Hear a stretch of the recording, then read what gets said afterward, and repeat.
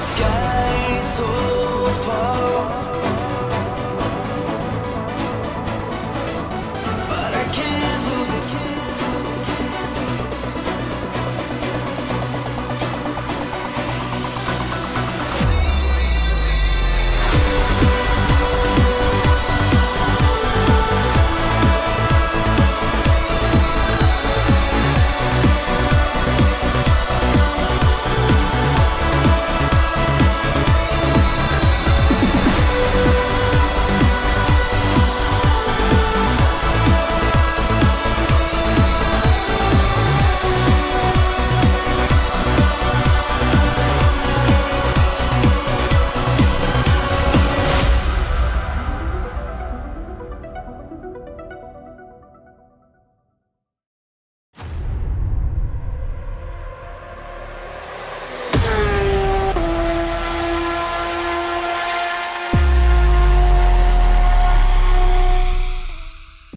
Let's be innovative.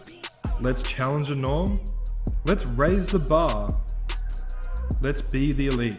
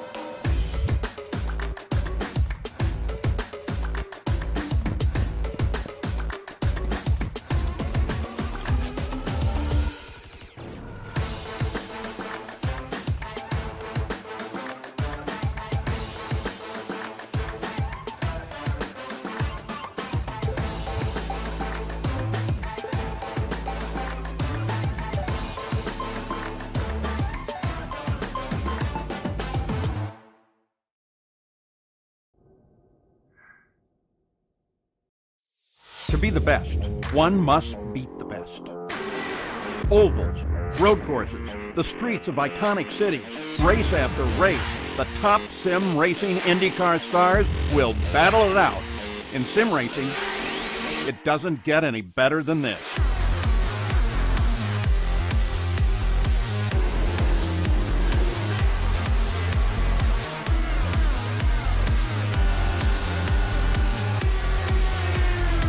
This is their battleground, for the checkered flag, for the glory, for the right to say they are the best.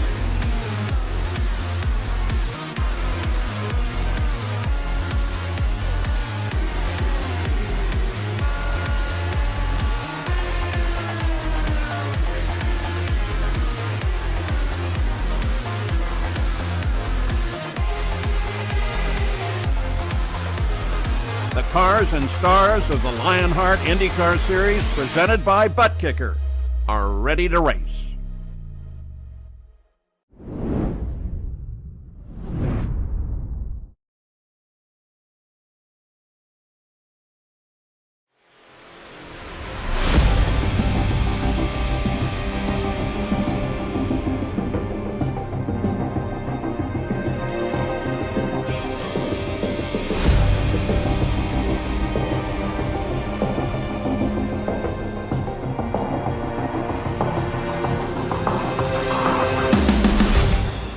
It's time to throw out the form book in the Lionheart IndyCar Series as we venture to pastures new once more. Yes, Phil Krause has been the dominant force in 2022, winning 6 of our 8 races so far, but as the Dallara IRA teams head across the globe to visit the land of the rising sun, it's anyone's game to claim the inaugural victory at Japan's premier motorsports facility. This is Suzuka, and this is the GRAAFix Grand Prix of Suzuka, presented by Weld My Ride. Hello everyone and welcome back to RaceSpotTV for coverage of the 2022 Lionheart IndyCar Series. The Lionheart IndyCar Series is powered by HyperX, makers of premier gaming gear like the legendary ultra-comfortable Cloud line of gaming headsets. Whatever you play, however you play, HyperX knows we're all gamers. For more information on HyperX products, visit hyperx.com. My name is Arjuna Kankipati, joined, as always, in the broadcast booth by the one and only Justin Prince, and we're ready to get underway in the land of the rising sun. And to do that, we need to dive straight into our butt-kicker pre-race show. 2022, JP, has been the year of Phil Krause, but we head to a tight, flowing, technical road course, one that's going to challenge drivers, one where qualifying, as always, is going to be key. Track position very critical when it comes to this series, and we've seen throughout the season in particular on the ovals how tight qualifying can be within a tenth of a second for the top 25. At the road courses this season, there's a bit more of a spread, but with a track like Suzuka, not too many reference notes to say the very least for drivers entering tonight. Not too much experience for a few of the drivers in turn entering tonight. It's a potential unknown for a few competitors to how they can play and how they perform tonight, Arjuna. Talking to some of the drivers, they didn't even own this track until a couple of days ago. That's how much into the unknown we truly are going here today. Let's dive then into our next level racing schedule, because we're approaching the halfway marker, and most significantly of all, we're only a week and a half away from the HyperX Indianapolis 500, the second of our Triple Crown races, the second of our double points races. And of course, the reason why it's special, JP, is not just because we're going to the Brickyard for our pilgrimage to Speedway, Indiana, but because a week from today, same time, same place, we don't have a race, we have the HyperX Race for the Pole. And as we know, when it comes to qualifying at Indianapolis Motor Speedway, the tradition to try and set 4 flying laps, to try and make sure you execute 4 corners each of those 4 laps, to make sure you execute with one major chance to get the job done. Qualifying in about a week's time going to be very, very, very stressful for the drivers, to say the very least. But when it comes to tonight, keep in mind, we've seen plenty of different road courses, street circuits, sweeping corners like Silverstone, more technical tracks, such as tonight. It could be the type of night where anything could happen at Suzuka. We're only 3 races away from the halfway marker. It's our second new track on the schedule. Of course, at the start of May, we went to the Nashville Super Speedway on the concrete surface there, our first new track in 2022. Here's a look at the butt kicker driver standings with 6 wins in 8 races. Yes, you'd assume right. Phil Krause has a lead that is somewhat looking insurmountable. We're not even halfway through. There's a long way to go. Van der Sant sits second. Your defending champion sits in third. And the rookie, Caleb Benzie, has been ultra impressive for Team Race First to be in front of the likes of Connor Harrington and Jason Brophy, staples in this series, in this car as well. But when you look at these names, you see 3 private label Team Hype drivers, you see 3 Power Slide Adrenaline drivers, and that's why, JP, when we look at our HyperX team standings, those are the 2 running away. The gap has come down very slightly in the last couple of rounds. It is still, though, the private label Team Hype domination of these team standings that dates back for more than a calendar year. Those 2 teams absolutely stacked in talent we've seen throughout the campaign and across the iRacing service when it comes to the depth they have in their organizations. Phil Krause been a huge part of the private label Team Hype's charge this season.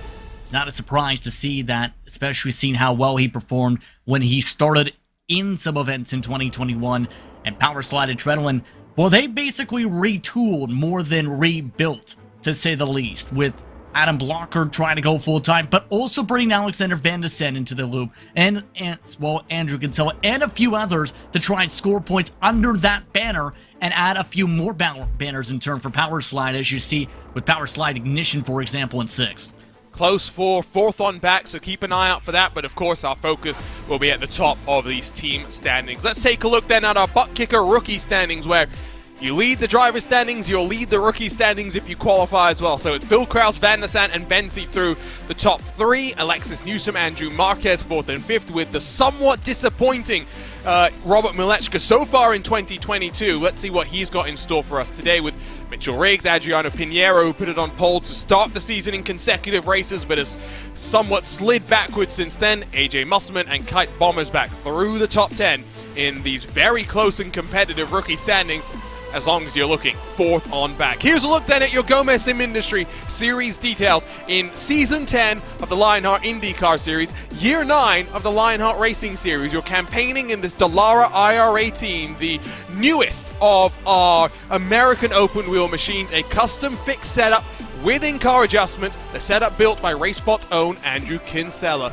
Cash and prizes have jumped almost $3,000 from 2021, where we have $10,600 in prize money to be handed out. Our series champion will win a Gomez Sim Industries Formula Pro Elite steering wheel, as well as a Next Level Racing GT track cockpit. Of course, coming towards the second of our Triple Crowns, the eyes coming into the year was all about who would beat Adam Blocker. We thought Phil Kraus would be the one to challenge, but really, what a role it's been so far. Blocker has a lot of work to do in the second half of this year to try and close things up. Let's talk about this track then, JP, because what a historic facility it is. It is not in Watkins Glen, New York. Apologies for the typo there. It is about 500 kilometers southwest of Tokyo, Japan, a track built back in 1962, designed, or at least redesigned, by John Hugenholtz, the man behind Zandvoort. It's got everything. Fast, sweeping corners like 130R at the end of the lap. The S's flowing at the start of the lap, and then the Degners, double right-hand corners before you build up into that very tight hairpin midway through the lap. And this track, of course, designed originally as a test track for Honda, in fact, in the 1960s. And it's one of just two FIA Grade 1 licensed tracks in the world to have a figure 8 layout, with the R being the Farino circuit. This track has hosted plenty of historic events over the years, from Grand Prix, should say, in the highest levels of World Championship competition in the real world, to some of the top sports car events across the motorsports world. This is a track where it's known for being an iconic facility for a reason here in Japan.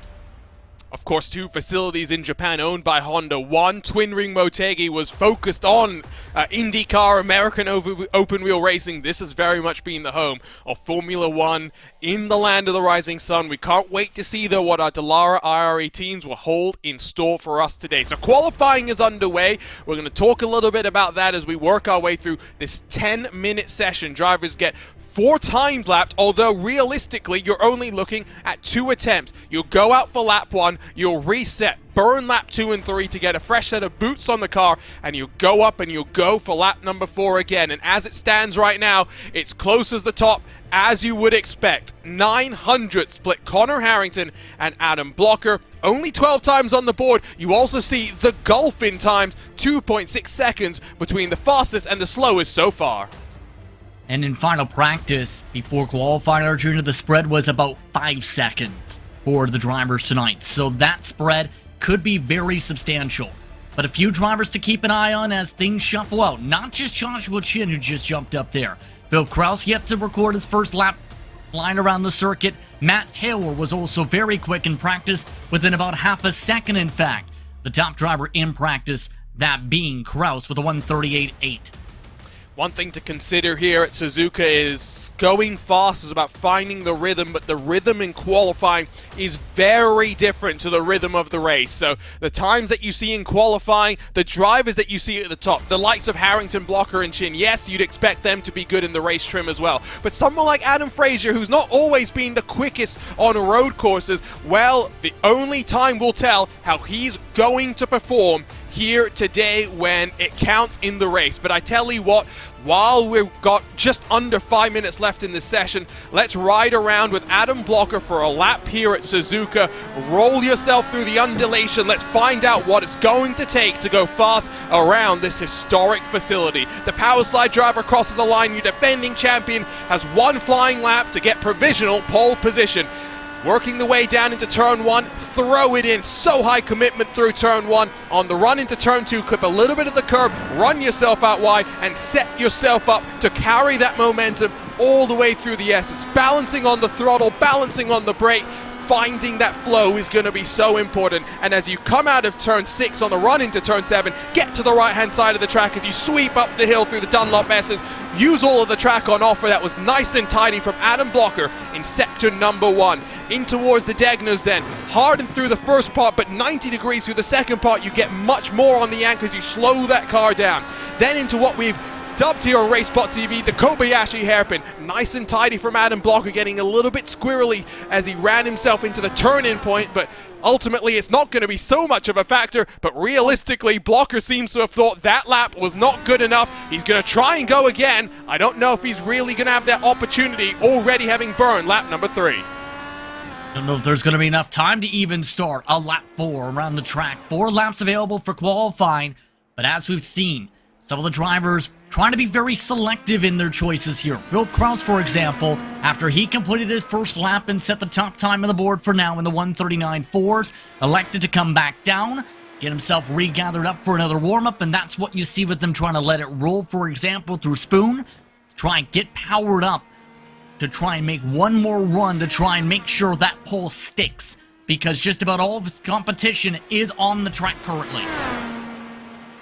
Somewhat surprising to see someone like Andrew Kinsella all the way down in 22nd, although we know qualifying is not necessarily the Canadians' forte, but that gives them a lot of work to do. 2 seconds off the pace. Michael O'Brien has jumped up to 11, immediately pipped by Alexander Van der Sant. But let's try this again. Let's ride around Suzuka with your points leader, the man that's won 6 of 8 races so far in 2022, aiming for pole 4 of the year, Philip Kraus. Let's see what he's going to do on the run into turn number 1, down a gear through the first part of the corner, down to second through the second part, runs a little bit wide, but seems to get on the power nice and early as he slings his way into the S's, using a lot more curb than we saw from Adam Blocker. But that's where we're going to see different drivers electing to use different sort of lines. Down the hill out of turn 6, on the run up into turn 7, again, just look how far to the right hand side these drivers are going to get the optimal entry up the hill, all the way on the run down into turn 8. Sector 1's done, break at the 50 on the run into the first Degner. You can run wide, but you got to be careful about bouncing over the curb.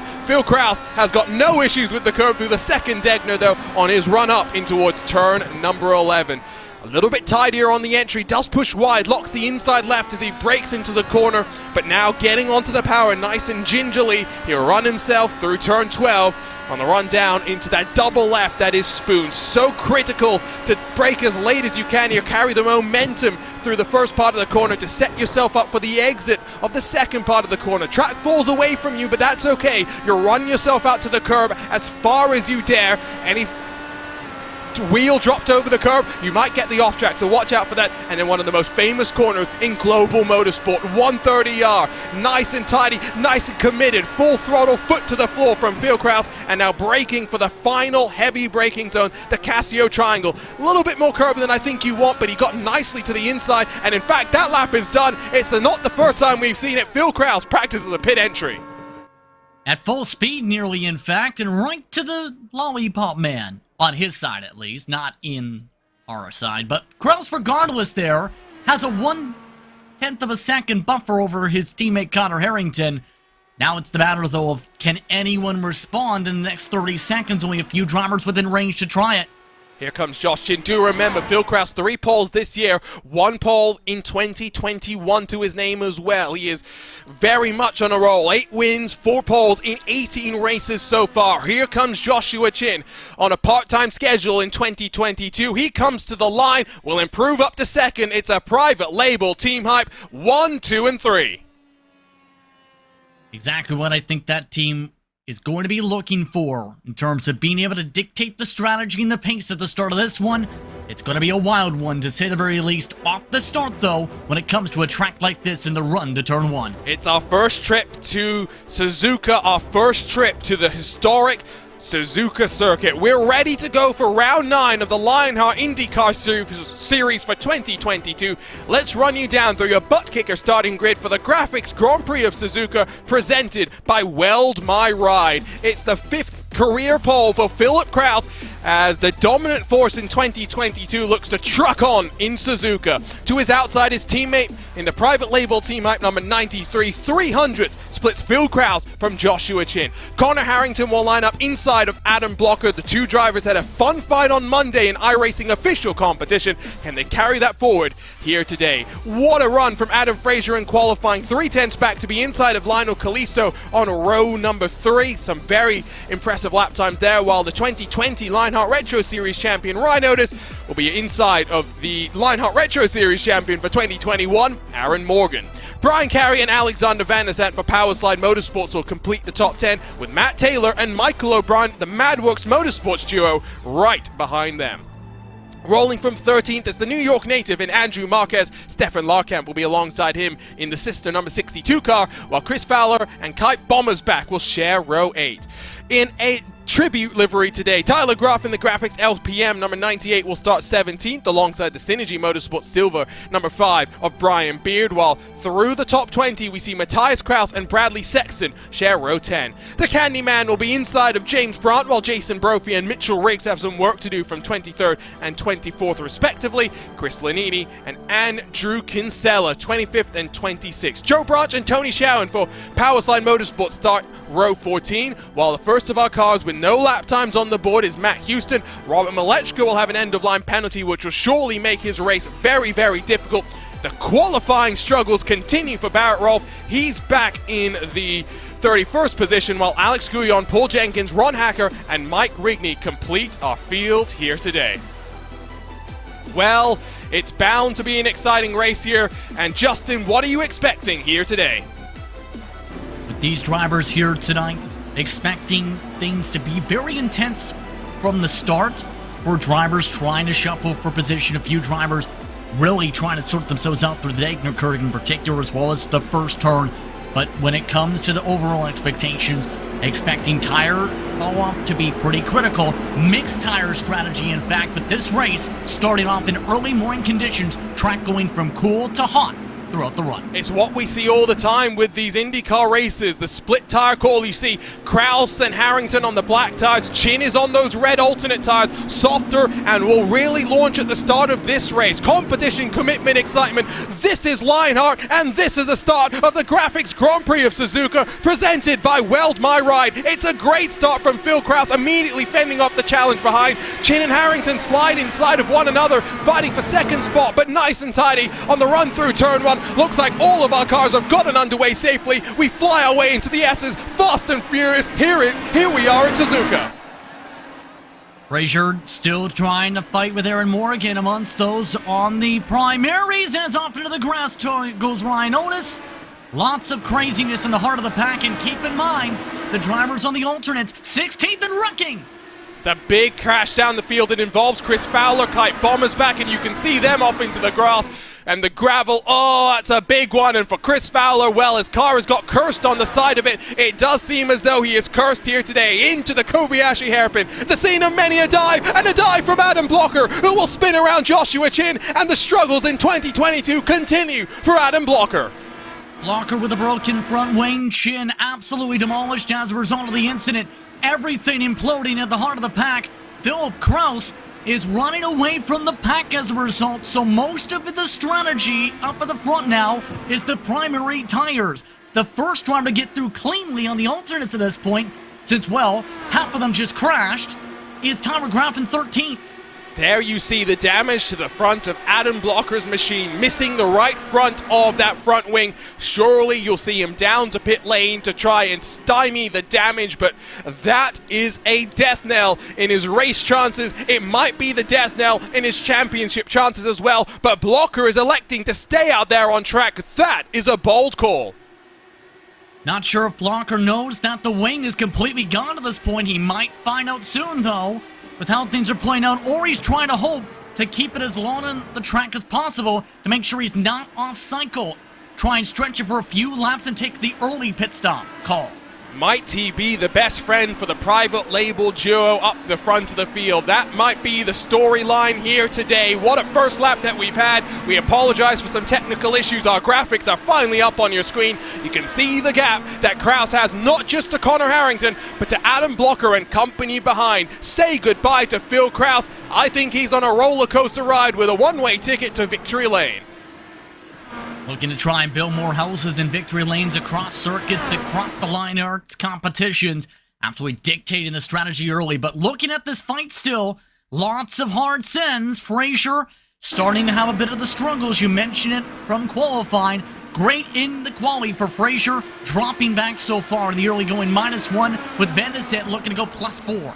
I can attest to it myself. Don't get me wrong. It's so easy to think that you've got the speed in qualifying, so you'll have the speed in the race, but unfortunately that's just not the way that the cookie crumbles, unfortunately. You've got to make sure that you build yourself up for these sort of races. You do the right preparation, and you make sure when it comes crunch time, you are ready to go, and that's what we're seeing from Alexander Van der Zet right now. Look at him put the pressure on the run down into the Casio triangle. Van der Zet slides on past Frazier.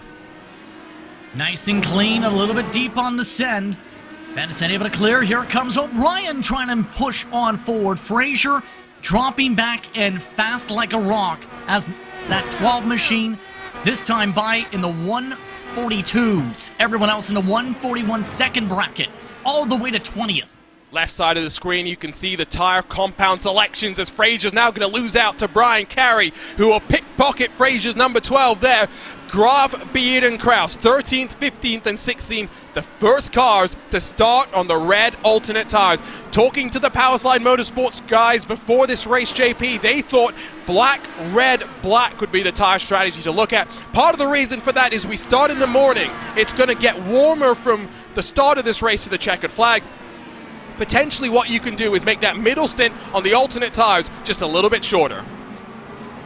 And that makes sense because you don't know how this could transition when it comes to temperatures for the end of the race with the alternate tires, because that could be the hottest the track will be for this race. We've seen it in the past in some of these events where when they get the early morning starts like this, that the alternates get used and burn off very quickly. And that was before the tire changes last year. This car is by far, if you ask me, the best that iRacing has to offer now with the new damage model, with those new tire compounds as well, but it is always factors to be thinking about when it comes to this race, when it comes to how you approach the strategy here. They have gotten themselves somewhat single-filed for the time being, just kind of what I expected. Settle into this race rhythm, let the race come to you. You can see that Phil Kraus has the fastest lap so far, a 47.81. Last time by did a 49.17. Very consistent so far from our points leader. Let's look at what happened then on the start of the race as we finally get a look at the action in the back of the pack. And I'm going to put the blame for that one solely on Chris Fowler.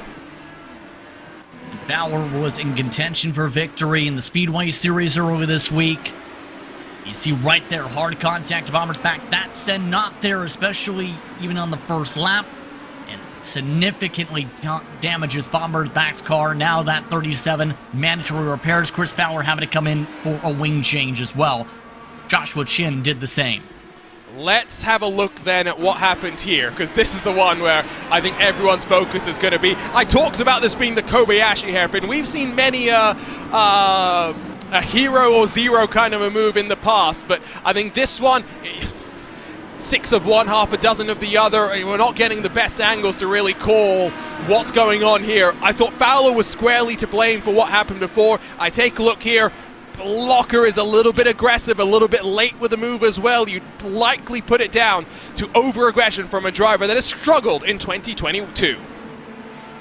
You seen the door open up, tried to jump into the door, but Chin was already committed for the diamond. You seen, as a result, Chin significant damage, and Blocker still is in third despite having half of his front wing missing. You can see, though, Aaron Morgan in that number 24 GRAAFix LC Motorsports machine has begun to close. The gap to Connor Harrington has started to increase. Remember that when Blocker comes down to pit lane, he's going to spend about 3, 4, maybe 5 seconds longer in the box to get that front wing repaired, but he is holding on quite well for the time being. Left side of the screen, you can see when drivers get on the push-to-pass system. If you're new to this IndyCar, drivers get 10 usages of that push-to-pass / push-to-defend, because I think you use it equally in both scenarios. 70 or 60 to 70 horsepower additionally thrown into the engine. It really helps you push down some of these long straights that we've got. Yes, there are plenty of curbs, but the run to 130R, the run on the pit straight, there's lots of opportunities to time that push-to-pass to perfection. And the push-to-pass today might be very valuable, in particular down the front straightaway is the best opportunity, if not the run from Spoon Curve off to turn 15. That's going to be the critical part of how you time things up today, Arjuna, when it comes to your push-to-pass usage, I think, because those are your 2 longest straightaways and your best passing opportunities, setting things up, heading towards Casio Triangle for the back straight, or whether the front straightaway to turn 1 with that sweep. And the tough thing is, even though you have the damage we talked about with, say, Blocker, or you have someone that's holding back a little bit here, it's difficult to pass around the majority of the circuit since it's a very technical track outside some of these sections. I really enjoy a race at Suzuka, and these Indy cars are kind of playing out like I expected. Morgan's a little bit closer this time around on the run into the triangle, but again, will not commit overly just yet. The gap to Phil Krause, at least to Connor Harrington, has grown to 2.5 seconds. It's a smaller gap from Blocker to Harrington than it is from Harrington to Krause. Like I said, sayonara Phil Krause. He's done a smashing job so far, but we're in the very early stages of this race with the amount of delta through the field from first down to the tail end. Justin, I think traffic will play a big factor here today. Yeah, aero wash has been huge in the road courses this season, and I think when it comes to that traffic, and that was kind of the point I was making, Arjuna, when you get stuck in the aero wash of a competitor ahead of you, whether it's lap traffic or for a position, it's very difficult to follow. And what that means by that is, with the aerodynamics, it can get tighter behind somebody in the corners. You see it right now, for example. Morgan having to put a little bit more wheel into it, losing some time off the corners because he has to let it roll a little bit more, compared to Blocker, who has still, despite his broken wing, has clean air on the front wing that allows him more rotation to be able to power it off the corner. So working lap 6 of 35. We're expecting the fuel window about 12 to 13 laps, so it gives you some flexibility as to how you're going to use the compound strategy. Remember, you're required to use both compounds of tires in this race. So 1 stint on the red, 1 stint on the greens. To be more specific, it's 1 complete lap. We haven't had a caution like we did during our race at Watkins Glen. Battle for 9th on back continues to intensify as they get on that button to try and throw themselves on the run into the triangle. Adam Frazier is in front of Larkamp, Taylor, and Otis. Not a good start, not just for Adam Frazier, but Ryan Otis down 5 positions, a driver that we know enjoys the road courses. Well, I mentioned at the start that in the opening lap, during his run to the S, has cut through part of the grass. That cost Otis a lot of the spots, 5 positions alone, Arjuna. But since then, Otis has just not been able to get back into a rhythm, catch up to Taylor, to catch up to Larkamp. And when you lose that rhythm, that is a major issue. Let's run you down then through today's featured on-board cameras. We've got cameras on all 35 of the cars here today, but 4 very special ones to talk to you about. Aaron Morgan carries the GRAAFix Esports onboard camera. GRAAFix Esports, world-class design from the real world to virtual. Visit GRAAFixEsports.com. Tonight with the SimRace 24/7 onboard camera, it's Adam Blocker. Visit SimRace247.com, where sim racing is for everyone. Jay Brandt carries the Weld My Ride onboard camera, providing welding gear for the automotive world. Visit weldmyride.com. And in that battle for the top 10, Matt Taylor has the HyperX onboard camera. Whatever you play, however you play, HyperX knows we're all gamers, and HyperX is always ready to game. And as mentioned, it's not just those 4, but the entire 35 cars. The beauty of sim racing, you can have cameras everywhere, you can have cameras wherever you want. had a conversation with a commentator who does the 24 Hours of Le Mans, and we showed him a camera that we had at the Circuit de la Sarthe, and you're like, oh, I like that a lot. Let me call the TV director and see if we can get that in for next year's race. Barrett Rolfe and Alex Gouillon, a hellacious incident on the run out of Spoon. That was in the battle for about 24th. How did that come about? And more contact. They continue to scrap it out down the pit straight. Frazier loses out to Larkamp. Might also come under fire from Taylor on that run into turn one. The Madworks Motorsports car will have a lob at it, that's for sure. Frazier tries to fight that one back, but the inside reigns supreme. Taylor grabs a spot in the top 10. A lot of argy-barginess all of a sudden starting to pop up as Frazier's continuing to see the descent from his qualifying spot. But I think the reason we've seen that snap around that you seen with the collision, I think Barrett Rolfe got really snapped loose. Possibly weight jacker maybe, or possibly rather with the foot. Just a little bit too much on the throttle is the better way to put it with the road courses, is the better term to put it, when it comes to Rolfe, and just Gouillon right at the wrong spot there on that exit. Like we mentioned during our Butt Kicker pre-race show, you have in-car adjustments, front and rear anti-roll bars. No weight jackers, that's only on the ovals. Look at this five-car train that's forming behind them as well. Tyler Graf, Andrew Marquez, Brian Beard, all very, very close. Let's go ahead and pick up what happened then to Gouillon and Rolfe. Rolfe's qualifying struggles have put him in a bad spot, and as he rounds himself down the hill through turn 14, gets a little bit loose, slides back into the path of Gouillon, who had nowhere to go. As mentioned, just started snapping around Apex, Arjuna Apex off. That's enough for him to slide around. The tough thing for Gouillon is he picked the normal line, was committed to his mark, but right there, just the overcorrection, trying to save the car. Bad timing for that to happen for Rolfe. So 2 Ascari Autosport machines are out now. Kite Bomber's back after lap 1 incident is out. So now Barrett Rolfe, as well as Alex Gouillon in that 08 machine. Chris Fowler has managed to get back out onto track, although he is down in 32nd position. Here comes the snake back and forth. Taylor will have a look to the inside on the push to pass and gets on through up into 9th. Ryan Otis gets past Adam Frazier as well. And the interesting thing when it comes to Taylor, we talked about how quick he was in practice in terms of his consistency in marks there. Qualifying just couldn't nail it down, it seems. And since then, the 8 trying to still recover, is in a solid position right now. But the tough thing is 12 seconds back the leader, 2 seconds back to Brian Carey to close on up. The other interesting thing, who's also in this drafting pack, Tyler Graf, who is leading on that alternate tire strategy for those starting on that red wall tire compound.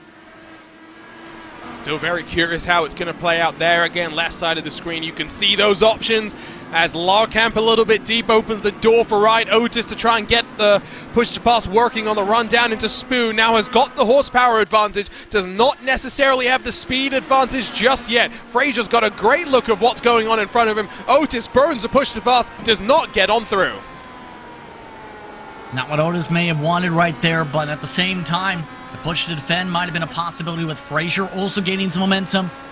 Tough thing is, they are losing touch to Matt Taylor's draft here to help them down the straightaways. Keep an eye on that, but the pit window starting to open up. A few of the drivers indicating over the radio they want to come in. Matt Houston is boxed already. A car not involved in any shenanigans, at least that we saw, so maybe that's the indication that he has elected to change the tire strategy. Haven't seen anyone in this leading group come in just yet, although because they're on the primary tire, you would not expect them to do so. It is going to be Bradley Sexton, Jason Brophy, and Jay Brandt who all come in. 3 cars that started on, guess what? The alternate tire. And now this is where that opening of the strategy floodgates possibly comes on in the fuel window for today. The projections for drivers, 12 to 13 laps. Drivers expected to be a 2-stopper regardless on how things play out on the gas here. Try and slice and dice it through the pack. It's going to be the intriguing mark of how will the drivers on the primary wall tires elect to go. Does Blocker have that lengthy stop for the wing change? Because the interesting thing is, he's been nearly matching the leader's times despite what we're seeing here. Well, matching I think is being a bit too kind. He's being a couple of tenths off. Fastest lap for Phil Kraus a 47.81. Fastest lap for Blocker is a 41.384, which he only did last time by, which indicates to me that he's now understood the balance of this car and is getting the pedal down and really starting to push its limits a little bit more. But it could just be a visual thing. We'll only find out through the first cycle of pit stops. There, though, is the man in control. 3.5 seconds clear. Now, the gap in qualifying was what, less than a tenth of a second? No one in 2022, other than Alexander Van der Sant, has had an answer for the pace of Philip Kraus, because the only other time that Phil Kraus has not won a race, discounting the wheel-to-wheel melee that we saw between him and Alexander Van der Sant, that was fantastic, was when Kraus made a mistake on the streets of Long Beach to gift Adam Blocker a victory. Yeah, remember that time where it was basically that fight coming out of the pit street sequences and that lockup coming up to the middle of the sectors. Pit stops it away for Graf and Beard, but you're right when it comes to Kraus's pace. He's been nearly untouchable throughout the season, more so on the road courses this campaign, where he has been lightning fast. He's been performing to the top peak performance I think we expect from the driver who has a fan base who likes to see him build houses in Victory Lane wherever he goes. He's having the type of year that you only dream about, a season somewhat comparable to what we saw from Adam Blocker in 2021. Let's get a look at a RaceSpotTV replay for something that's happened to the Ron Hacker car. Whoa, now, was that clumsy by him? Was it clumsy by Brophy? Well, the end result is only pain for Ron Hacker's 21. Something looked off before that contact even. He's going slow. Yeah, something's up with Ron Hacker, and see right there, just a tiny tap, and bye-bye. Almost looks as though he got loose before the tiny bit of contact. So, yeah, it does not look like that car was in healthy condition. That is for sure. And that is unfortunate for Ron Hacker, who was just looking to survive in this race. Tony Schowen has had a trip through the gravel. You can see just a little bit too much speed through Spoon. Actually, a good thing it didn't snap loose on him like it did with Barrett Rolfe. A little bit later in the corner, yes, but if you snap loose, you overcorrect. There's a one-way ticket to the barriers that is awaiting for you, and in this case, at the very least, Tony Schowen recovers with no damage to his car, maybe only damage to his ego. It is very much opened up for those cars that have yet to come down pit lane. There are some groupings of those that have already boxed. Brian Beard leads a train around that sees Jason Brophy, Tyler Graf, Josh Chin, and Jay Brandt all in contention as Joshua Chin tries to rebound from the lap 1 contact.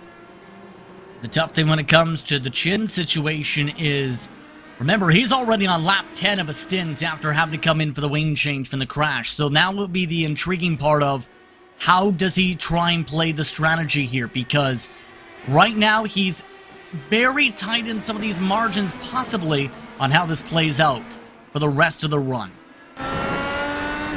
Tyler Graf has the door slammed shut on him by the neon yellow machine of Brian Beard. Jason Brophy got very, very wide through the mid part of the S's. Has cost himself a bit of time on the margin to Tyler Graf. Maybe the message going over the radio will be for Josh Chin to try and get on through, but Chin will owe us a pit stop fairly shortly as we work lap 12 of this race. Chin has been on track for 10 laps so far today. Brophy, well, pushing the limits through Degner 1. I said you could do that.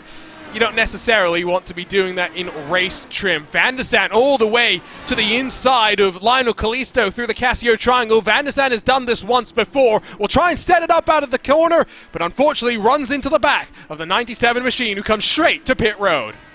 Looked like Van der Sant wanted to pit there too for a moment, but just couldn't get it turned hard enough to be able to make it in without hitting the pit wall. So Van der Sant has to try and stretch it out here this extra lap after trying to battle it out right there. I think maybe that was one of those situations where I'll do the opposite of what the car in front does. So Van der Sant thought he would pit, but instead will extend and elongate for one additional lap. The gap up to Aaron Morgan, though, 3.1 seconds. Morgan doing a great job, showing some very impressive pace here today. Lap 13 then, right around the edge of the pit stop window. Will we see Phil Kraus into pit road this time by? Will those behind him follow him in? Josh Chin, I can tell you, has boxed this time by. And I've noticed for this round there's been a little bit of an update to the private label team hype paint schemes. They've added lightning bolts. Yes. Just very lightly into the back end of the paint scheme to add to that palette. To say that these cars have been lightning fast today is an understatement with Kraus and Harrington. Actually, I don't think these are the new... no, it might be the new private label T-Might paint. There are new paints for this team. iLiveries won at iLiveries has done a great job with everything. Basically, he's touched in the last couple of years or so. A VCO Simi Hall of Fame inductee, and I'll be candid, I prefer the old private label T-Might paints. I've told the same to some of the members of the team, but here they come onto pit road. Phil Kraus will be the first to box. Less dramatic than the one that we saw during qualifying. Connor Harrington, nice and tidy as well. And the buffer about 4.5 seconds nearly for Kraus entering the pit lane this time. Moment of truth for drivers like Blocker as well. How does this play out now with them trying to go between 49 and 50 miles per hour at the moment? We'll see if the wing gets adjusted there as is up on the jacks. Now, we'll only see with the pit stop time. There goes Kraus. Harrington rolls as well. Blocker has not had a long stop, so it would appear as though it was just a visual bug here on our side, being told that it had damage, but in reality, Adam Blocker got away with that lap 1 incident, and we haven't heard from race control. You remember what happened at Silverstone. Blocker and Morgan came to blows through Village on the opening lap of the race at Silverstone. Blocker got a drive-through penalty for that, got a drive-through penalty for subsequent contact as well. This time around, doesn't seem as though race control has intervened. Now, it's been a crazy, crazy type of race, to say the very least, at the moment, with how this has played out. But at the very least for Blocker, solid job to be able to bounce ahead for the time being, hold on to the top 3 on the racetrack, and gain 3 seconds on Morgan and company. Of note, even though Van de Sande went a lap further than it looked like he intended, he still passed Callisto after the pit stop cycle. Look at the left side. You can see those tire options for the second stint of the race. Blocker, Van de Sande, Callisto, Carey, and Larkamp, as well as Marquez inside of the top 15, have all switched over to the alternate compound tire. Kinsella, the only car yet to box, but it means that at the end of this race, we'll see exactly what's going to happen with those machines, with the strategies, how the tires hold on. You'd expect this to be a slightly shorter stop for shorter stint for Adam Blocker, and that's played out in the pit stop time. Just over 9 seconds in the box for Kraus and Harrington, under 8 for Adam Blocker. And keep in mind, because the incident was a lap 1 incident, that is a post-race review for the situation when it comes to that contact. Have to keep an eye on that down in the big picture. By the way, Kinsella, the last driver this cycle to pit, has come on in. So Kraus to the lead again. 4.5 seconds up. Getting to the halfway marker of this race, Kinsella with a short stop as well as he switches to the alternate tire. 7.6 seconds stationary for him. We're going to take a look at something that happened to him as well a couple of laps before his pit stop. So coming down into the triangle in a battle with, I believe that's Matthias Kraus. Oh, he just blows past the corner. That's what happens there. We'll have to take another look at that one and how badly this was the Casio Triangle. You see how much he's trying to push. Nearly gets an off track right there. Has an opportunity. Sends it up in the brakes. Too much. Just a little bit too much. That wasn't a Tokyo drift, that's for sure, but lost out then. Oh, and you saw the healthy dose of oversteer he got getting onto the power as well. That was suboptimal, to be quoting Lewis McLeod. He's come out in 15th position, which, when you look at the situation of the race, JP, is wonderful. He has gained 11 positions from where he started. Similar for Malechko's plus 16, Brophy and Sexton side by side through the hairpin. Better pull for Bradley Sexton, though, in the preferred line, the right side of the racetrack. Brophy trying to sort things on out, not looking patient, though, in how things are playing out. You need to be smart in these types of battles. Again, this is for 19th. Still, you need to keep it clean, regardless here. Meanwhile, Jay Brand is doing Tokyo drifting behind him. There is at least someone that is espousing the virtue that is the Tokyo drift, as Adam Blocker puts in the fastest lap, closes on Connor Harrington, immediately stolen. We're going to have a look at a RaceSpotTV replay of something that happened to Bradley Sexton that explains why, I guess, he was back in that battle with Jason Brophy, just on the curb through Degner 1. You can see him kind of bottom that car out, loses 1, loses 2, and then has to fight with Jason Brophy through the hairpin section. Explains why that battle was really going on. There's the gap, though, from Adam Blocker to Connor Harrington. It's maybe 6 car lengths as they dive into Degner 1. And the interesting thing has been Harrington has been falling back towards Blocker as the run has gone on. Now within the 2/10 is Blocker. And right there, an opportunity on the outside. Blocker trying to set things up with him on the better advantage. Keep in mind, it's the red wall tires for Blocker, the primaries for Harrington. Both drivers on the push to pass. Harrington a little bit earlier. Outside line for Spoon can work with the extra grip. Connor Harrington slams the door shut on Adam Blocker.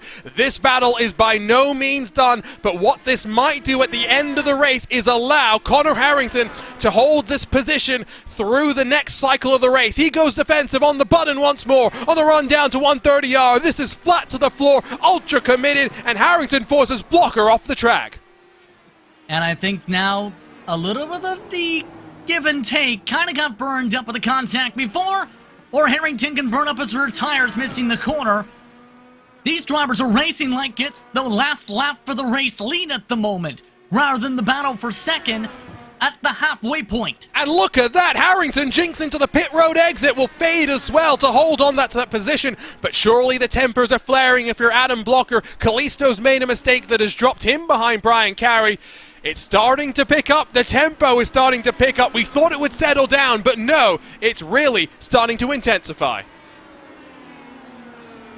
This is now to where it could get a little bit too dicey here. Remember, the contact with Blocker was one of the private label team hype machines earlier. That is a possible factor here with how defensive this has been.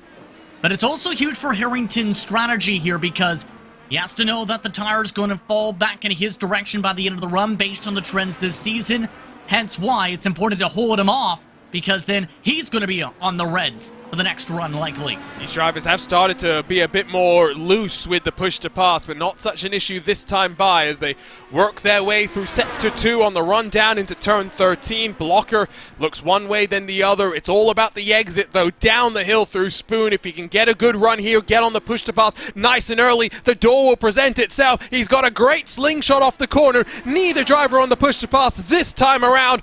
Morgan goes to try and close the gap to this fight further up through the field. It's again the outside line for Blocker, not where he wants to be. He'll try and maybe have a lunge on the run into the triangle, but again, still too far back. He'll throw it deep under the brakes though. The red tire's working a treat. He overcooks the corner. Harrington continues to bleed time to Phil Krause.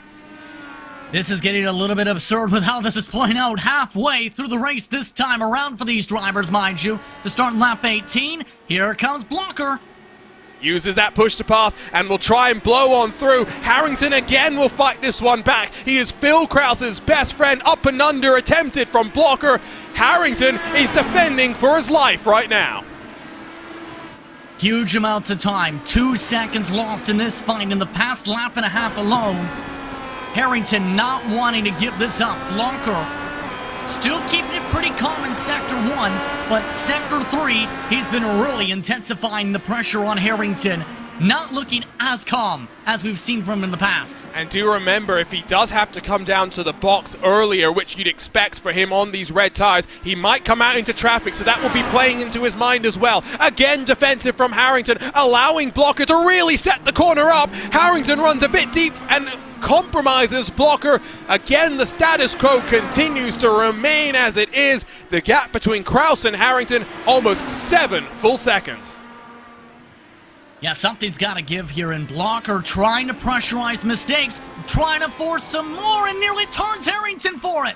Now Harrington got a bit loose, and Blocker takes advantage. Well, that is just pushing the limits a little too far. Contact as they both went for the same bit of tarmac. Blocker gets in front for the time being through 130R. He secures the lock on the position, but now with 4 laps almost burned trying to get through, those tires will be very much past their sell-by date. And now it's the question, can Harrington absolutely try and bounce back? keep in mind, Morgan and Van de Sande are coming from this. They are within about a second and a half, 2 seconds now, and having a great shot to battle for second. That's how hard these two have been fighting, as here we go. Harrington, a bit deep through the corner, avoids running into the back of Blocker, avoids losing time as well. That was best case scenario for what was moments away from going underway. My word, JP, this is a race. This is a very physical race, to say the least, but Harrington really starting to slide back all of a sudden here. But the main thing, again, you mentioned it in particular, how will this fare out for Blocker at the end of the run? Because he really burned up those tires trying to make these passes work. And here's the thing, too. With all the bumping and banging, how does this play out for the incidents? Because there is a 20 incident point limit. Harrington currently may be close to that. Sorry, I was doing some mental math. I think you're probably more concerned about that if you're Adam Blocker, if we're being honest. Exactly, too. Yeah. Both of them, if anything. Can see they're running a bit wide through Spoon. I don't think that's going to be an off track, though. If you're new to iRacing, the incident limit works from anywhere from a 1 to a 4. You can get a 0 if you make light car contact. If you go off the track, you get 1 point. Significant car contact is 2, and well, reserved for the biggest incident. 4 incident points will be added if you really make some contact, like we saw with Blocker and Josh Chin on lap number 1. So do keep that in your mind. I see a request in our YouTube chat to play the entire battle. It was fantastic, JP. That was about as aggressive as you can get without wrecking some good, respectful driving from both sides. Well, they nearly wrecked each other 3 times. So it got close and got really boiling over towards the end, but still, I don't know if it's going to be over quite yet. If anything, it might go the other direction depending on how Harrington tries to keep up here with Blocker. The tough thing is, he is bleeding time for days. Blocker now with the clean air. Last time by 7/10 quicker. Blocker could come to the box in maybe 2 laps time to get to the end on that black primary tire. Still seems to have time. He's gaining on Phil Kraus as well on the alternate, so he'll keep that in mind. He'll only come into pit road when he knows those tires have very much started to give up the ghost. Let's get a look at another RaceSpotTV replay. Attrition starting to play a factor. This is Joe Branch off into the grass, through the bumps, through the bounces, and into the wall goes the number 28 machine. Just too quick coming out of the S curves, in particular to the Dunlop curb. You see right there, just too much into the runoff space. Couldn't get back into the surface, right across the sand, and by that point, you're just a passenger, hoping you don't slam into those walls. And unfortunately for Branch, he hit the walls, and Branch is done for the night. Tony Showen as well has retired from this race. So 35 has become 29. All our cars are still on the lead lap, albeit for the time being. You can see the movers and shakers so far. And when I was talking to Robert Malechka in the build-up to this race, I basically told him an end-of-line penalty at Suzuka, that's just about as bad as an end-of-line penalty at the Nashville Superspeedway. But what we've seen from Malechka has been patient, and patience has been key. He's worked himself up 16 positions to get into 14th spot. We watch, though, as Ryan Otis sails on past Stefan Larkamp. Nice move by Otis as he tries to get his footing back. Remember, we talked about Ryan Otis earlier, where the former Retro Series champion was really struggling after the mistakes from the launch for tonight. Now, seems to be finally getting comfortable, finally settled in with those primary tires, to get himself into a rhythm to be able to hit the flows of the track, because you lose that rhythm for a few laps, it is a massive time swing, to say the very least. Loving Suzuka. Didn't love Nashville that much. I am willing to be honest when I like and don't like a track. Nashville wasn't as bad as I thought it would be. Doesn't mean it was a good race. This, though, loving it. The only thing that you could maybe criticize is the fact that Phil Kraus is a man on a mission right now and is starting to increase the gap to Adam Blocker. Those tires for Blocker starting to fall off the cliff. Yes, still 6/10 quicker than Harrington, but only a 10th quicker than Philip Kraus. So Blocker just hitting that brick wall for progression. Larkamp, you've been following along with him in the 62 machine. Also hitting that brick wall per se as well after that pass by Otis. 142.5 after the move last time by. So a lot of the drivers on the alternate wall tires really dropping back. Van de Sant was close with Morgan before. That separated out. Kalisto is falling back into the clutches of Matt Taylor, for example. A lot of the drivers really feeling the effects of the tire, where some drivers seen it by as much as 3/10, some of them a full half a second at least compared to their competition. Taylor a look to the inside, but with a fixed setup amongst everyone, there's no aero differences here, so the push to pass can only do so much. You've got to get the run, you've got to hope for a mistake for the car in front. Kalisto really coming under fire now in this battle for 7th position. It's two MadWorks Motorsports machines stacked up behind Kalisto. O'Brien in the mix as well. Keep in mind those drivers. Kalisto losing it by himself. O'Brien splits the difference. Taylor survives. My, oh my, we saw the pressure, and Kalisto crumbles in the face of Matt Taylor, who seems to have some damage. Yeah, for Matt Taylor, really had to lock up the brakes. If there's damage, it's very slight on the right front end plate. But it could have been much worse for the 8. He had to go full lockup and just avoided the wall to avoid slamming into the side of that car. You can see, just got loose. Taylor does a great job, locks it down in the nick of time to avoid the one-way trip into the wall, into the garage as well. We'll get another look, and we'll ride on board with Michael O'Brien. I don't really think he lifted too much, but whatever he did, he made it through safely. Well, the side of his car says the word crash. He didn't get into one there. Good awareness to be able to dodge that trouble up in the road. Speaking of drivers up the road, Blocker and Van de Sant in. The window is open for the alternates. Thought it would be an early box. Is this the right time for Blocker to make his way back onto the primary compound of tire? Time will only tell. Kalisto boxes as well. You saw how much his rear tires were starting to feel the plane. Blocker 9.3, so the shortest stop he had in stint 1. It's returned the favor now. We should see Kraus, Harrington, and Morgan, all those cars at the front that have yet to come down pit lane, maybe with an 8-second stop this time around, JP. And that will be the big thing, partly. It's also going to be intriguing how the fall-off differences are, because the track condition we talked about, or it was fairly cool coming into the green flag for tonight's race. The increased temperature-wise for the track up 5 degrees Fahrenheit since the drop of the green flag, and since practice about 10 degrees. But those temperatures, they're about to pick up for some other battles or across the track with 12 to go. Coming up this time. The sun is rising in Japan, but the sun is beginning to set on this inaugural race at Suzuka for the Lionheart IndyCar Series. You're watching RaceSpotTV and coverage of the GRAAFix Grand Prix of Suzuka, presented by Weld My Ride. The final cycle of pit stops, the run to the checkered flag, coming up next on RaceSpotTV.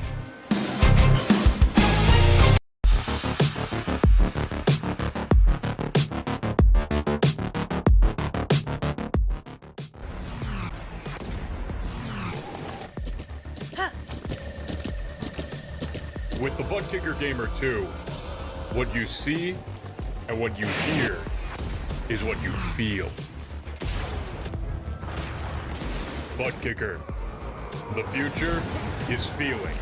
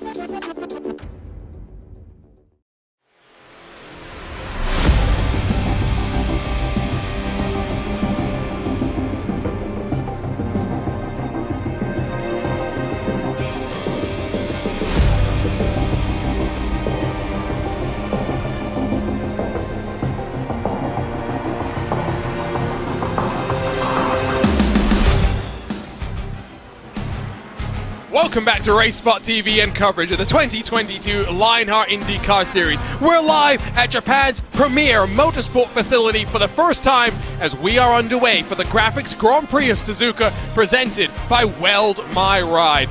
My name is Arjuna Kankipati, joined as always by the one and only Justin Prince. It's been an enthralling 24 laps in the books so far. We're coming down to the final 10. We're coming down to that final cycle of pit stop. And JP, Adam Blocker's on a slightly different pit strategy to those at the front of the field, but crucially, he has come out in clean air. That's the big thing right now, to be able to keep the momentum forward. Last time by a 140.5. Blocker is flying, setting some of his better lap times in this race.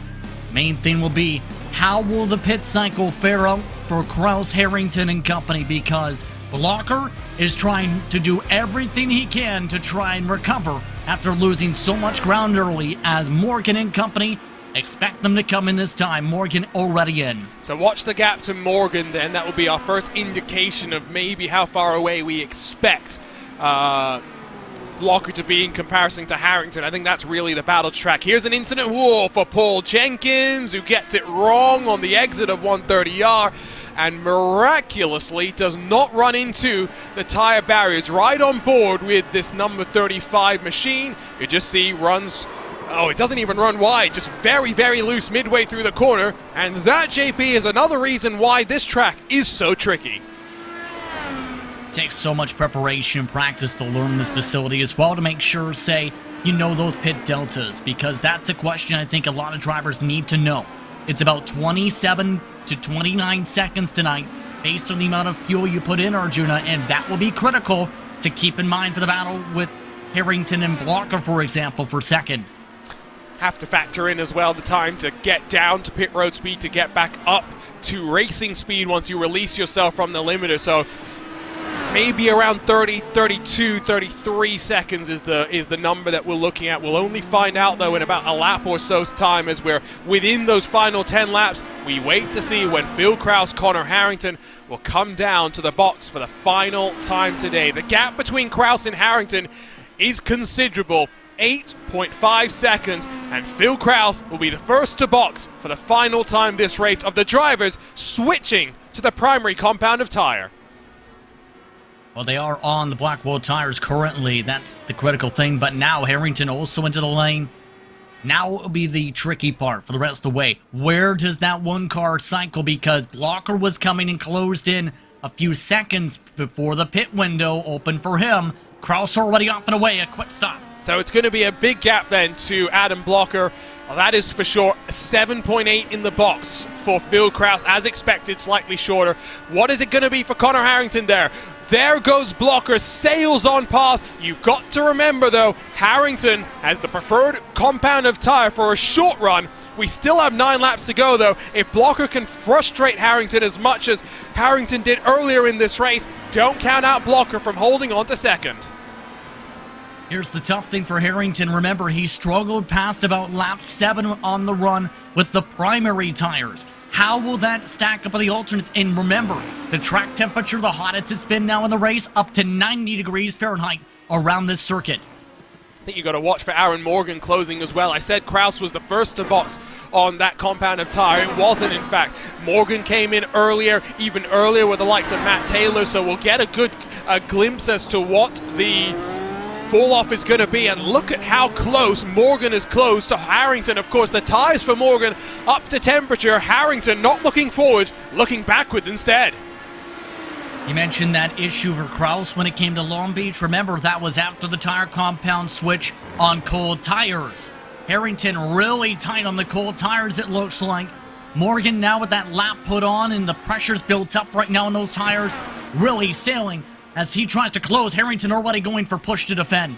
Take a look at the left side of the screen. You can see the push-to-pass usage so far this race. Remember, 10 allotments of the 60 to 70 horsepower spurt that you get when you hit that go fast button. Harrington has burned through 6 so far.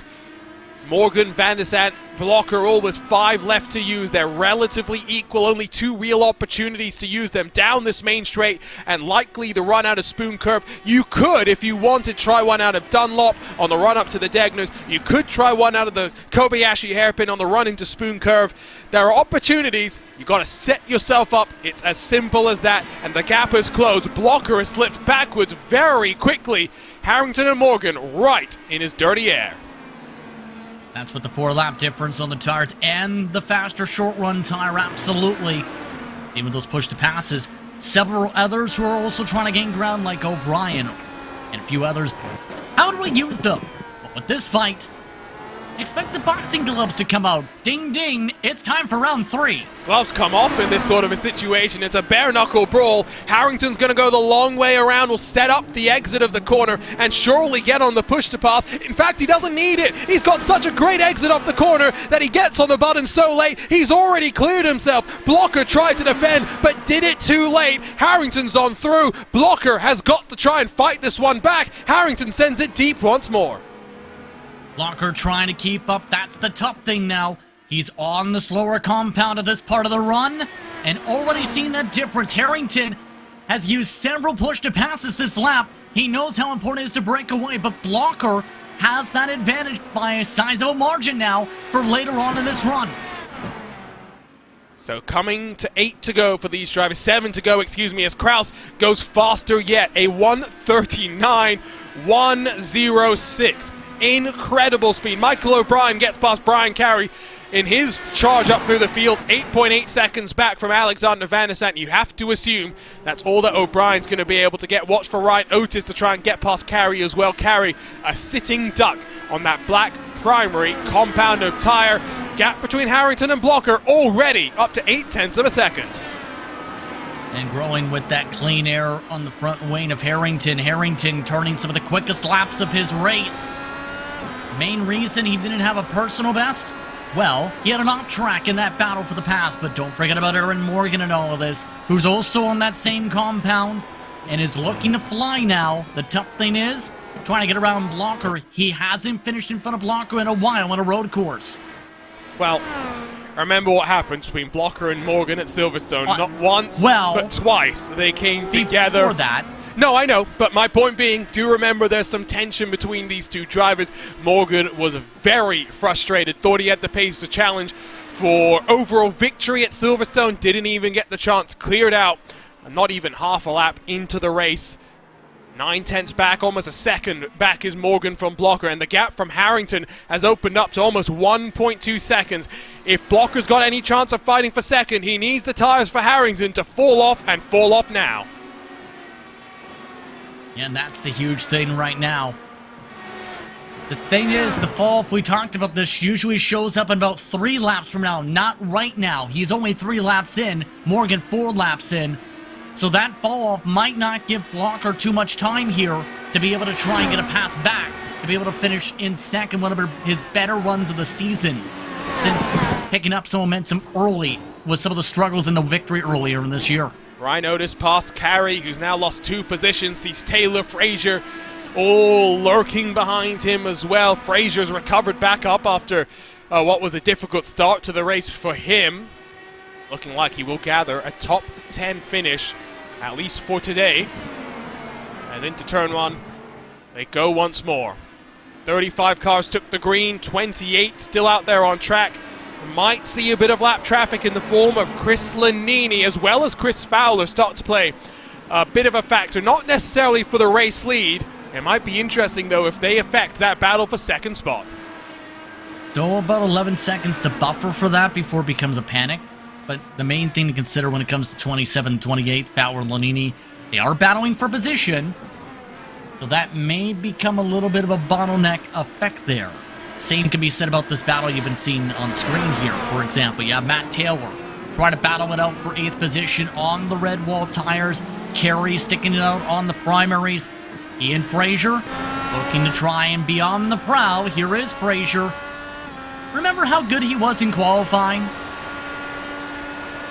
He's back on the red tires. Maybe that's where he feels a little bit more comfortable. The way that the tires grip, the way they fall off as well, different between those compounds. And so sometimes you just prefer one over the other. It's as simple as that. Taylor on the push to pass, quite late on the run out of Spoon on the entry into 130R. I think trying to close the carry, has only 2 usages left. Carry has 8. He's got a lot more to play with in this battle. It's all about rationing them out. How do you want to use them? When do you want to use them? Carry, not the tidiest through the first part of the Casio triangle, but nice and smooth on the exit as they climb down the hill, where we saw one of the Toyotas in qualifying have an almighty shunt because of the wind that was blowing across the track. No such dramas so far for these drivers. Working their way into turn 1 with 5 to go. Carey has got 5 laps to hold on to this, what would be an 8th place finish for him, getting back on form. That is for sure. Now, for second spot, have we seen the crossover point already blow past us? Because the gap is down to 1.1 seconds. Blocker looks like he's on the move. I think the answer is starting to lean towards yes. Within a lap, I think it's a more so a yes with how this is trending. Remember that crossover point? Guess which lap is next to end off this cycle, Lap 5 of the stint. So Harrington is approaching that crossover 2/10 quicker last time than Blocker. Blocker now looking more confident. The main thing will be, how tough will it be to pass Harrington, because we've seen how difficult it was the first time and the second time. Morgan trying to stick on them, but he's 1.8 back, so the real indication that the crossover point is there. Since we have 4 to go, let's have a quick look at, well, shenanigans further back. Brian Beard almost causing a big old incident with Mitchell Riggs and the sole surviving Ascari Autosport machine as they come into Spoon. Beard's out of push to pass. Riggs still has 1 to burn. We'll have a look to the inside on those red tires. Cannot get the pass done, but we want to focus on Tyler Graf in that special tribute livery for today's race. He is, Moser Racing driver profile, coming to almost 100 career starts in this Lionheart IndyCar series. 28 top 10, 6 top 5s, has come close to victory on a road course before. It was during our doubleheader at Belle Isle. 2 races back to back. He finished second in one of those. Graf, consistently in all 3 of our competitions, has shown us adaptability, is also a driving force behind the scenes, producing all of the graphics work for the Lionheart Racing series. Some very beautiful graphics, we'll say, when it comes to those cars, especially when it comes to his machine as well tonight as well. That's the Dan Weldon Foundation machine, and it's a car we've seen from Run the Past, and special design for this race based in Japan. You see with the fonts as well, and the side pods of the machine. A lot of work put in by Graaf, whether it's for race organizations or racing organizations amongst Lionheart's competitions, or whether it's when it comes to the race cars on the track.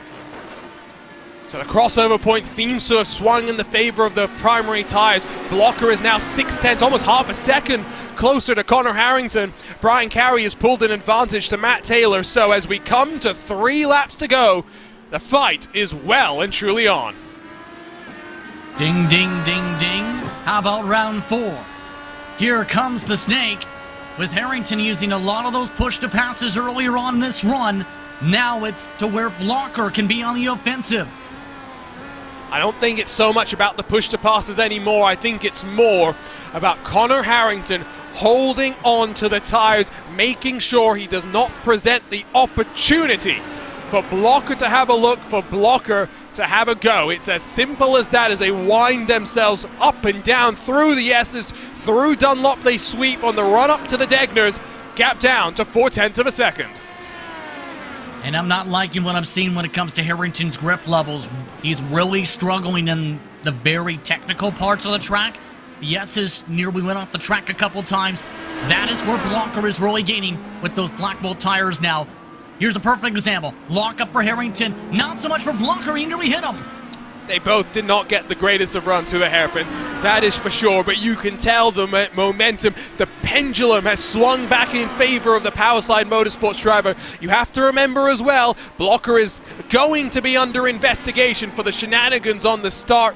What will that have, as Alexander Van der Sande has had a big old moment down at the hairpin, has got considerable damage, and that is frustration for the 96 car, who'll be back down to pit road shortly this time around.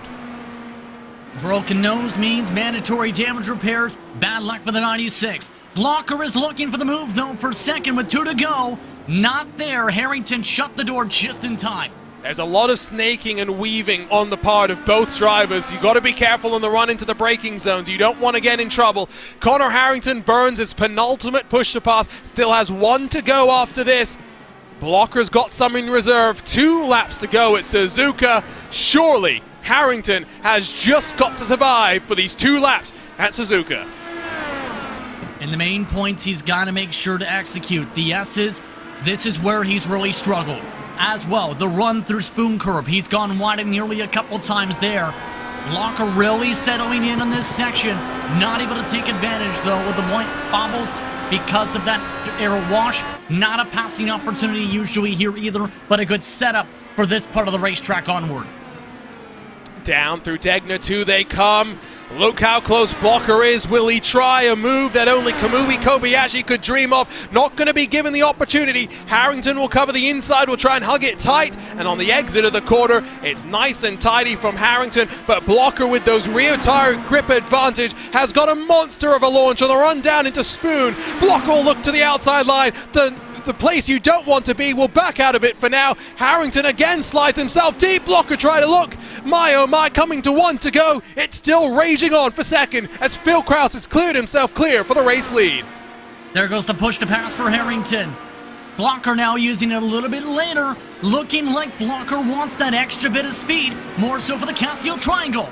Now, is this going to give him the overspeed on the run into the braking zone? Again, a bit of a squeeze from both drivers. Blocker's there, and Blocker turns Connor Harrington. The second bit of contact for Adam Blocker with a private label Team Hype machine.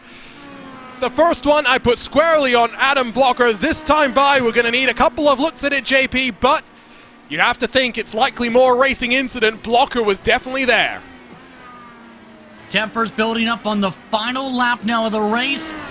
After so many battles all race, Blocker tried to hug the curbs, ends up getting contact. Meanwhile, for Van de Sande, what happened to him? Well, that's a self-mistake coming into the Armco barrier, coming out of one of the Dagners. But for Blocker, he's got the wing issue again.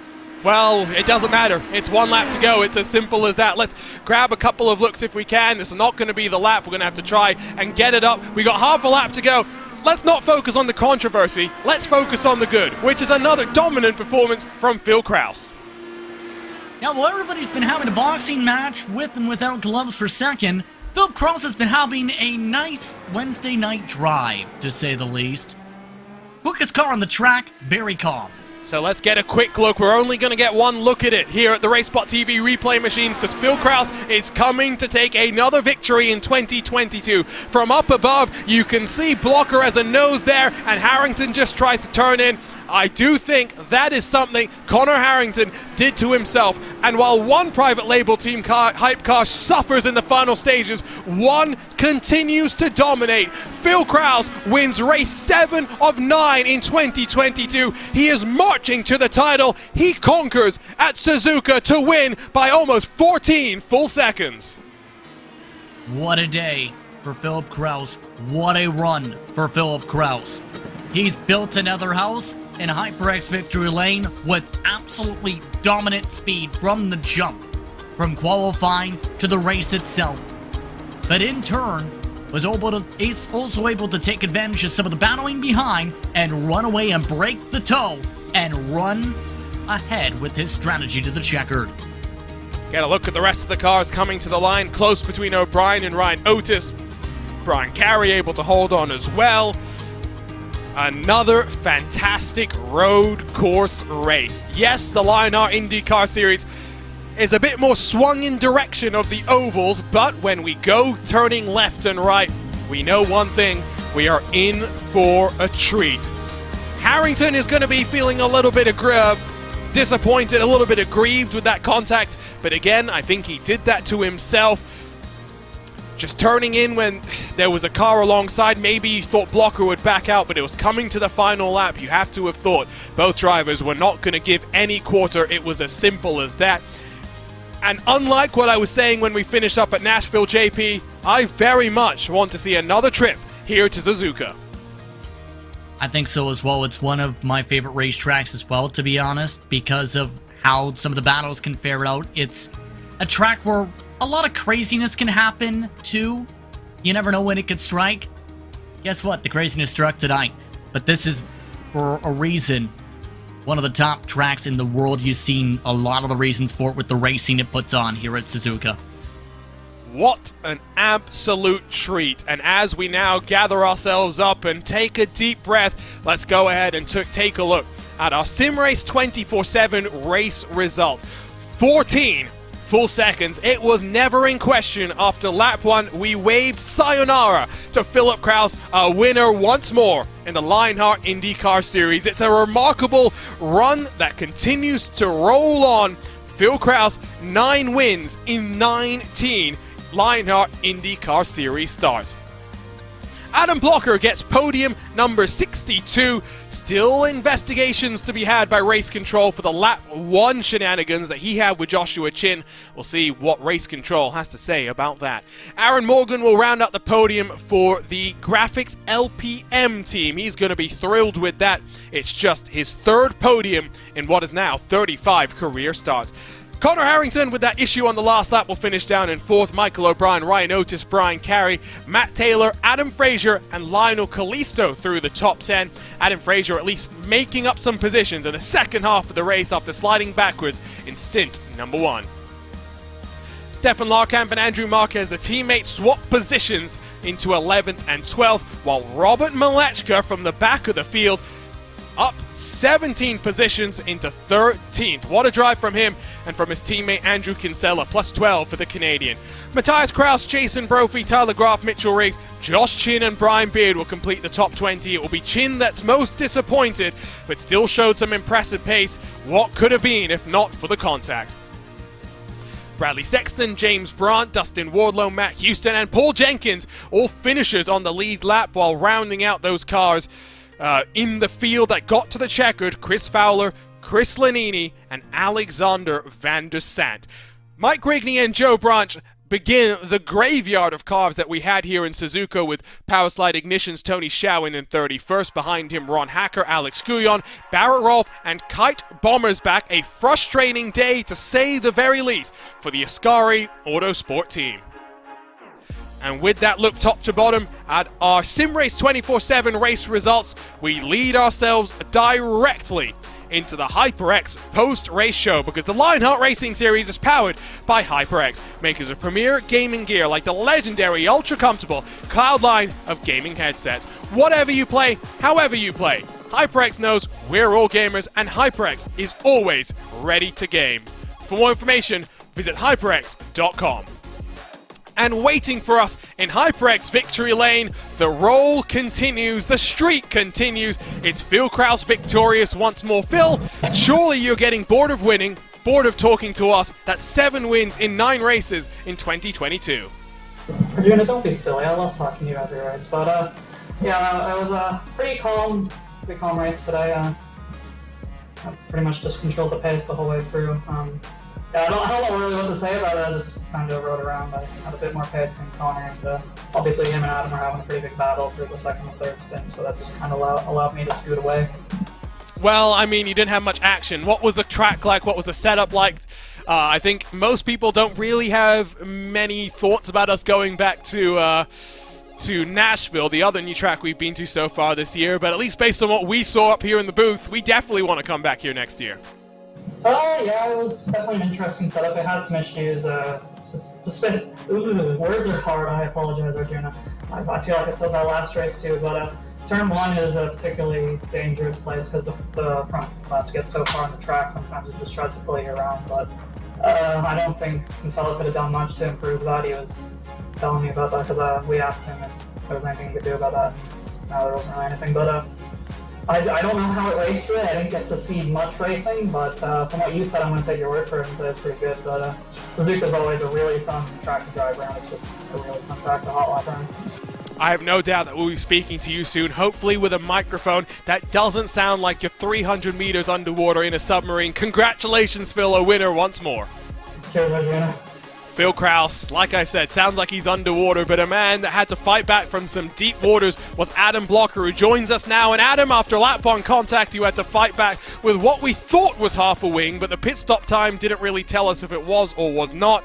What happened on lap 1? What happened after that from your perspective?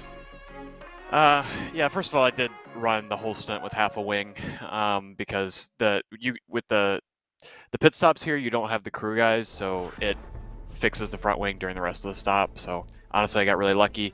I'm not really sure. I haven't watched the lap 1 incident again. I think it was just a bit clumsy from both of us, maybe a little bit more on my side. I probably shouldn't have gone for that, or if I went for it, I should have been more aggressive. I kind of did a half-hearted thing. But at the same time, I think if I'm in that position, if I'm Chin, I leave a lane and he keeps the spot anyway. So I don't know. It's a bit mixed. Overall, just really frustrated, to be honest, because I feel like I had the best race pace of anybody. I feel like I had the car to win, and I screwed it up. So. Well, let's talk about the other bit of contact, this time at the very end of the race. Now, we did see Connor being very physical in his defense midway through the race. It got physical at the end as well. Talk to us about that. From what we saw, it kind of looked as though you were there alongside. You just really didn't have much anywhere else really to go. Yeah, I mean, honestly, Connor was just driving me like, I can't say the word that I want to say. So, like, the first time he pushed me off the track like 3 times, squeezing me on entry, all this bullshit. And then I eventually passed him, and then he drove into my side on the straight and tried to wreck us. So, and then, yeah, I was going to pass him clean, and I was making a move around the outside, and he just turned in on me. So, I mean, that's just what it is. I come to expect it from him, so. Hey, you guys did have a great race on Monday, so, I mean, bygones be bygones. I mean, at the very least, you got some pace here. You carry that forward. I want to talk about Indianapolis coming up, of course. You won last year. We got the 4-lap qualifyings coming up a week from now before the race is a special Sunday presentation. Double points on the line. Surely, if there's any chance of you defending your championship, you have not got just to get some good points on the board. You have to win this coming Sunday, or next coming Sunday. Yeah, I mean, right now it looks like I'm going to have to miss it because I have to go to an IndyCar test on the Monday, so I'll be flying out on Sunday, so it looks like I'm going to miss it. But yeah, I don't really, I don't know. I mean, I've been running well. I feel like most of the season just had a lot of stuff happen, so, it's just how it goes sometimes, so. Yeah, but yeah, I just want to thank everybody at Powerslide for all the support. And I think we had a pretty good team result, especially Rob and Andrew starting way down. They had good drives, and yeah, I just want to congratulate Phil on the win, and wish I could have fought him for it. And yeah, I just want to thank you guys for calling the race and all the league admins for all they do. Adam Blocker joining us from second in today's field. We turn our attention to the final step of the podium where Aaron Morgan picked up the pieces of Connor Harrington's misfortune. And Aaron, I mean, you had some strong pace. You've been waiting for this good result on the road courses, especially after the tumultuous race at Silverstone. Your best finish of the season. It's your 3rd career podium. Talk to us about what you're feeling right now. I'm just excited to have gotten the podium at Suzuka. This is my favorite track in the whole world. If there was one track in the whole calendar I wanted a podium on, it was this one. So I'm really glad I was now able to knock that off. I was definitely hoping those two would come together. I knew there would be some fireworks just from history. It was a little expected, and I'm glad, but ooh. Spicy. Yes, I think we were enjoying that stuff as well. I mean, I want to ask you then about, you say this is your favorite track. You saw how it raced today. Are we coming back here if you're the schedule maker for 2023? Well, if I'm the schedule maker, we're coming here every year, but that's bias. I don't think the racing was particularly the best. I thought, for me, I had a hard time following, but if you mismatch tires like the guys in front of me did, then you definitely had some good racing just because the grip difference was so high between them. I think I got lucky just to manage to keep some of the red guys. I had a mismatch, I think, with Van de Sant on the second stint. I'm glad I was able to keep him behind, but I don't know. I think maybe it just depends. Your best finish before today this season was the 5th at the Nashville Super Speedway. I mean, what have you thought so far on this roller coaster of a season? Still got plenty of time to go, plenty of 2 double points races left. What are you now hoping now that you've got this podium in your back pocket? In terms of points, I don't really know what I'm hoping because I've missed so many races, and it's just been a rough year for me, just outside of Lionheart and stuff, and that's why I was missing races. So expectations, I don't know. My hope is to just keep knocking out top 5s. I mean, I managed to get one on an oval. If I can just survive some ovals and keep doing like this on the roads, I think I'll start having some fun again. I just hope I don't have more Silverstones or Phoenix and stuff like that, and it'll be a good time. I promise not to bring them up too much to you in the future. Congratulations on the podium, Aaron, and hopefully we get to talk to you soon as we head to Indianapolis next time out. All right, thanks. Good to always chat with Aaron Morgan, your 2021 Lionheart Retro Series winner. That's something that I'm sure he's a lot more happy for me to be bringing up. But JP, a great race, lots more drama to be looking at. The virtual paddock is going to be alight with excitement. That I have no doubt. But Indianapolis beckons. Indianapolis, we make our pilgrimage there. A week from today, we go racing in the HyperX Race for the Pole. But it's really all about a special Sunday presentation, June the 26th, 4 p.m. Eastern, 1 p.m. Pacific. We're underway for the second Triple Crown race, the HyperX Indianapolis 500.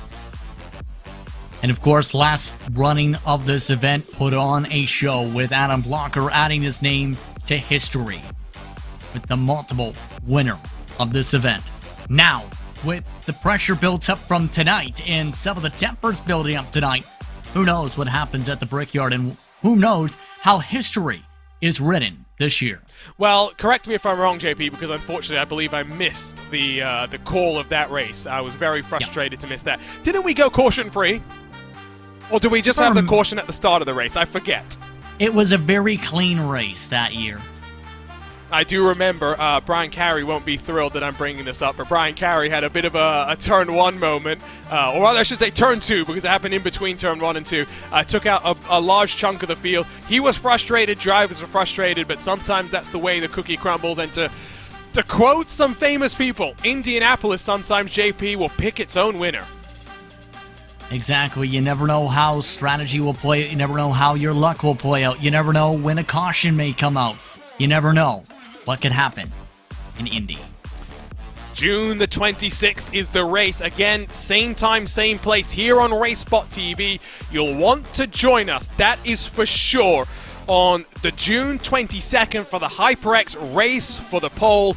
I'm disappointed I'm not going to be there, but Justin Prince will be there to talk you through all of the action. Remember as well, we're coming up to the end of the first half of the season. Just 2 races left to go in a 22-race calendar.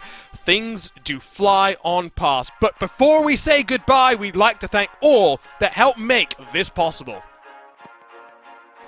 Butt Kicker is the title sponsor of the Lionheart IndyCar Series. And if you're passionate about sim racing, but it always feels a little flat compared to the feeling of driving a real race car, you need to check out Butt Kicker. You can actually feel what it's like to drive a race car. Butt Kicker haptic hardware and software are easy to install and let you feel every bump in the track, slip of your tire, and engine redline. The tactile feedback is so accurate and realistic, you'll be driving faster and having more fun than ever before. The Lionheart Racing Series is powered by HyperX, makers of premier gaming gear like the legendary ultra-comfortable Cloud line of gaming headsets. Whatever you play, however you play, HyperX knows we're all gamers. For more information on HyperX products, visit hyperx.com. Next Level Racing is an industry-leading cockpit and motion simulator manufacturer devoted to creating the most immersive experience possible for the global sim racing community. Take your racing to the next level and visit www.nextlevelracing.com. Moser Racing is revolutionizing sim racing with the development of industry-leading hardware and software products like their R9 direct drive wheelbase and GS steering wheel. Featuring zero-delay wireless technology and made from high-end materials, Moser Racing delivers the precision you need to reach victory lane. Gomez Sim Industries are makers of high-end esports equipment and controls. Precision built using nothing but the best materials available today. Passion and handmade craftsmanship drive each made-to-order build, bringing a drop-in experience like no other. Visit GomezSimIndustries.com. It's not just them, but so many more that make it happen. To learn more about the Lionheart Racing Series, to learn more about its partners, as well as the 3 competitions the sanctioning body puts on, head over to LionheartRacingSeries.com. Well, it's now all about Indianapolis. We are ready to go for the second of our Triple Crown events.